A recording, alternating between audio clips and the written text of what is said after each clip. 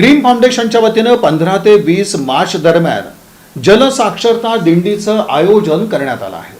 Dream फाउंडेशनच्या वतीनं दिनांक 15 ते 20 मार्च या कालावधीमध्ये राष्ट्रीय जलसाक्षरता दिंडीचं आयोजन करण्यात येणार आहे, अशी माहिती फाउंडेशनचे संस्थापक अध्यक्ष काशीनाथ बदगुंडके यांनी पत्रकार परिषदेत दिली। सोलापूरच्या शुभयोगी श्री सिद्धरामेश्वर मंदिरापासून ते श्रीशैलमच्या श्री मल्लिकार्जुन मंदिरापर्यंत ही जलसाक्षरता दिंडी काढण्यात येईल, असंही त्यांनी सांगितलं। लोकांनी पाण्याविषयी जागृती करण्यासाठी आम्ही हा दिंडी घेऊन चाललोय। तर येत्या 15 तारखेला ग्रामदेव सिद्धरामेश्वराच्या संवाद आपल्या इथून ही दिंडी निघणार आहे। बसवेश्वर तरुण गोरगाव बुद्रुक, बसवसंगम शेतकरी गट आणि आपला ड्रीम युवा मंच या तिघांच्या संयुक्त विभागानं सोलापूर ते श्रीशैलम आमचा पहिला जलसाक्षरता दिंडी आहे।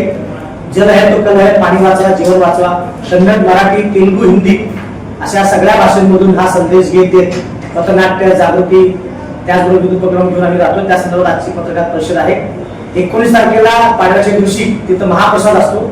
आम्ही सोलापूरची बस सुरू आहे, त्यामुळे बस मधून आम्हाला हुरडा येईल फ्रेश, तिथेही आम्ही यावर्षी हुरडा प्रसाद ठेवणार आहे। तर या सगळ्या संदर्भात आजची पत्रकार परिषद आहे। या पत्रकार परिषदेस सुरेश वाघमोडे, संगीता बदगुंडके आदींची उपस्थिती होती। या बातमीपत्राचे प्रमुख प्रायोजक प्लॅटिनम मॉल इंद्रधनु सोलापूर।